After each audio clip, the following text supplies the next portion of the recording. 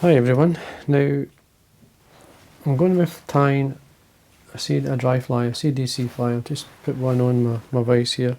But what I'm actually going to show you here, this is a box of Dynamite Harries. Now the Dynamite Harries tied using a synthetic fibre. Now same patterns in here. I've got the March Brown, green moles, all the way down to a couple of sedge patterns at the bottom there. Now I'm going to copy this box in patterns but using CDC, not in the Dynamite Harry style, but just as a standard CDC type dry fly. The first fly I've tied is the March Brown. March Brown is a big fly, ties size 12s, is the right size to represent that fly, though I like to tie it smaller as well as right on the size. A couple of reasons for that is that I find that in the calmer water, in the rough water, size 12 no problem, like when they're taking it. But in the calm water, for some reason, they're a bit shy of the bigger fly. But if you still have the same pattern, just do sort of 2 or 3 in the size 14, it works a treat. I'm going to zoom in a wee bit so you can actually see the fly. Now, next fly in the list is the greenmose. Now, this is one of the patterns. There are many ways to tie this fly. See, that's the March Brown. The next fly will be the greenmose. Now I have this on YouTube, but I'm going to show you a wee thing. I actually tie it a couple of ways. Same fly, except the wing, I have it slightly more grey. Times, especially in a dull day, you want a dull fly. But in the brighter days, when the sun's shining, I like to use one with a mix of ginger coloured CDC and the same colour as the wing in this, which is a kind of dun. Now, this is dyed stuff. This is all dyed materials that I like to use. But in a dull day I prefer to use this one here. It seems to outfish this one. But in a bright day, when you see the light shining through, especially the spring olives, you get this lovely sort of ginger-like colour. But like you get in the greenmose glory, it's worth having that sort of the two type of patterns. Now in the March Brown, it's a mix. It's a mix of tan and brown to give the impression of the wing. It's a slightly different colour. I've got a kind of dirty yellow coloured body on the fly, you can see there. Now you could use a couple of colours of thread, 2 or 3 actually. You could use a yellow, an orange. I mean, another one of the other colours I like to use is a light Cahill. Light Cahill's a nice colour. It does represent quite close. I'll just tie one with a light Cahill just to show you. Hook choice, as I said, it's worthwhile tying smaller versions of this fly, but the actual fly itself is a size 12. It's a big fly. Now, well, the 12 will represent it anyway. This is an ultimate dry. This is the hook I'm using. Well, that's a 14, but same hook, size 12.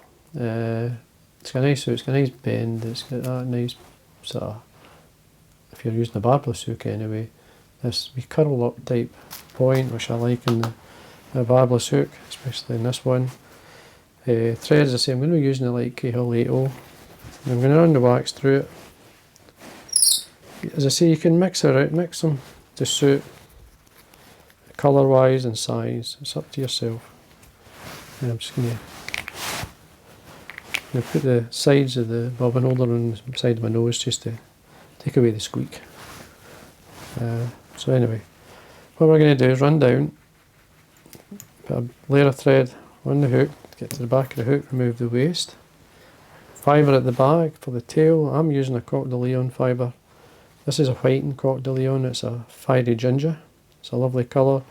Now just use a ginger, sort of nice light brown or so is fine. Now I'm just going to bring the fibre, now don't be shy with it, 90 degrees from the stem, which will line up the tips.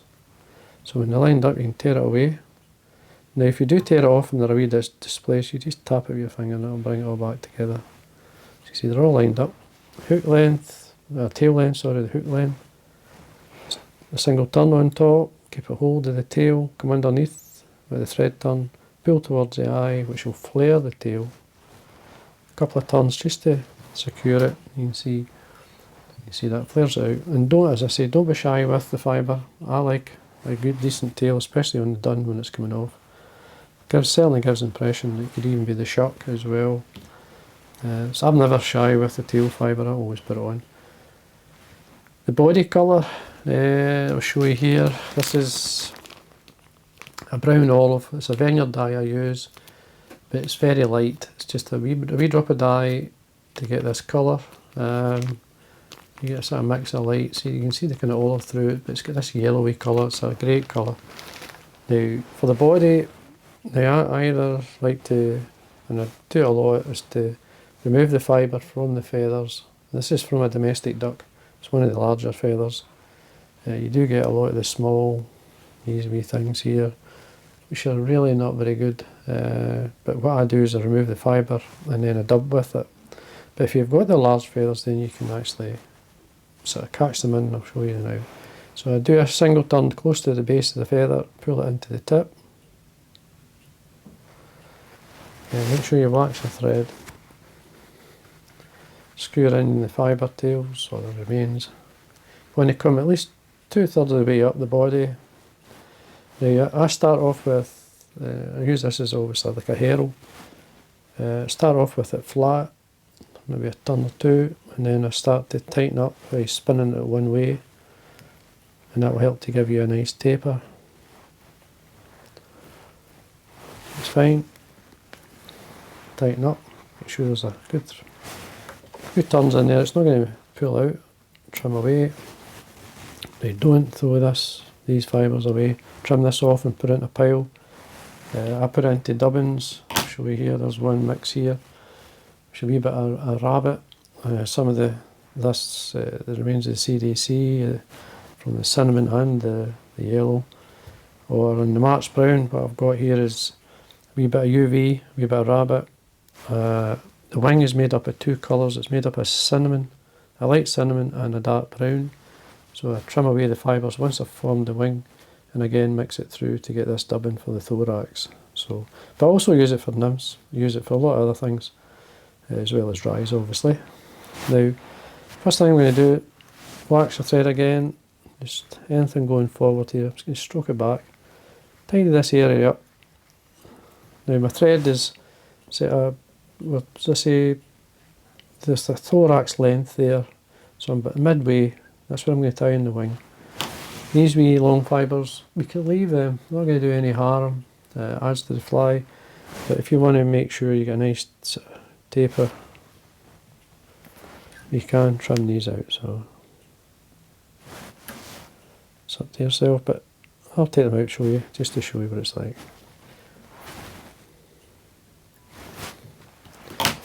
Now, as I say, the wing's going to be made up of two colours, so what I have is two cinnamon coloured CDC and two brown here. That's a brown.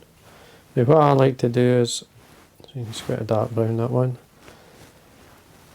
is just lay one of the brown down with the natural curve going up, put a cinnamon on, or put the two cinnamon on, just line up the ends. So the cinnamon's on the inside and the brown's on the outside of the dark colour. So there's the other one.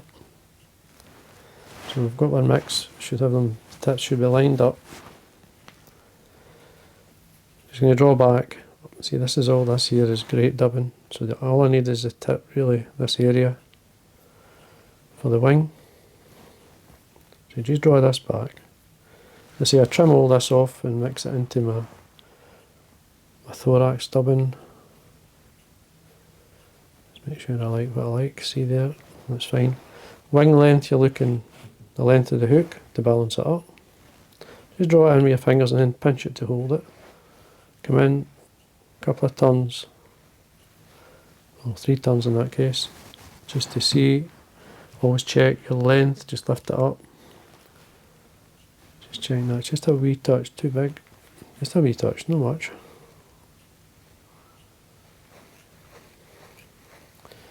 And then I'm going to bring a couple of turns in front, so there's about 4 or 5 turns at the back, a couple of turns at the front just to lock it in. Now what we've got was a dubbing, now we'll blend here.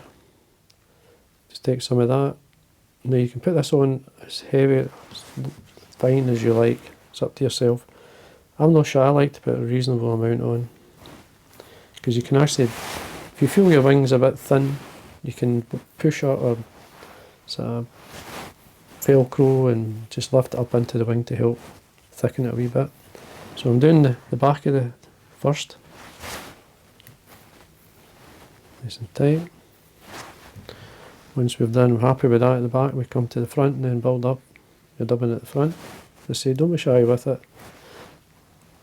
You can always thin it out if you think if you've put it on too heavy, you can always thin it out.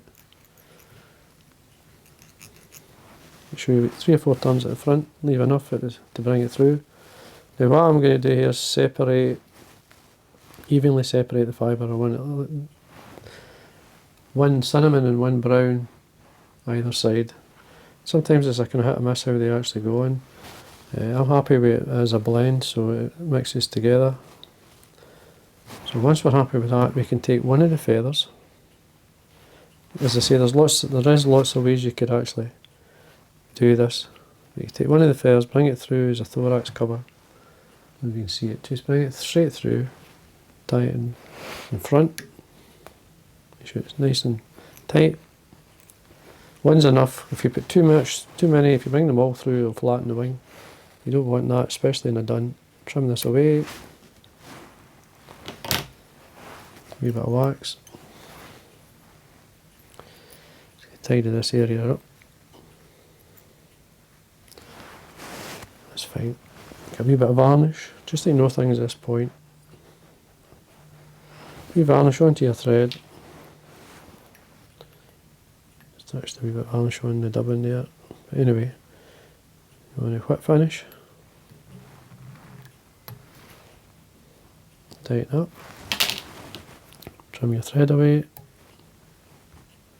Quite a wee bit of the dubbing there. I'm just going to do the varnish. I'm just going to pull it off. Now you can cut this as neat as you like, right up at the back, or you can actually, what I like to do is have I like to leave some of it. It helps to float the fly. So a wee straight cut, maybe a mil or two from where you've cut it in, straight across, and you can see that there, and then you can fluff it up, and that just opens up the fibre, and there we are. Now as I say, you can thin out your dubbing if you feel you've got too much, but that looks not too bad. But I'm just going to brush out some of the fibres and some of the UV into the wing, and there we go. And that's it. That's the March Brown CDC. Now you can trim the wing at an angle, so just what you can do is lift this up. What I normally, if I was going to do it, is come up and then cut down at an angle towards the middle of the body.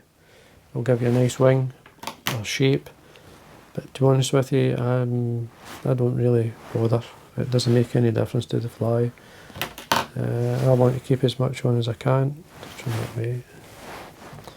And there we go.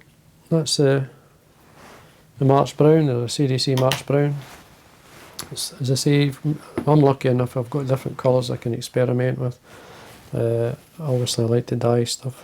But what again I'll do is, I'll put a link to the green rose below, and I'll also put a link to some CDC, where you can buy some CDC. Especially some of there's a kind of premium CDC you can buy, and I'll show you the difference. That's a premium CDC feather, and I'll show you the one, where are we? The domestic duck. The difference and how much fibres on it. I mean, there's twice the fibre on this than there is that. So, but I'll put a link to this one here, and you can buy the white, you can buy the dyed colours. There's a lot of colours there. So anyway, that's the March Brown CDC. As I say, I go through the box. I may film another one or two of the flies. We'll see how it goes, and it'll be a good box once it's finished.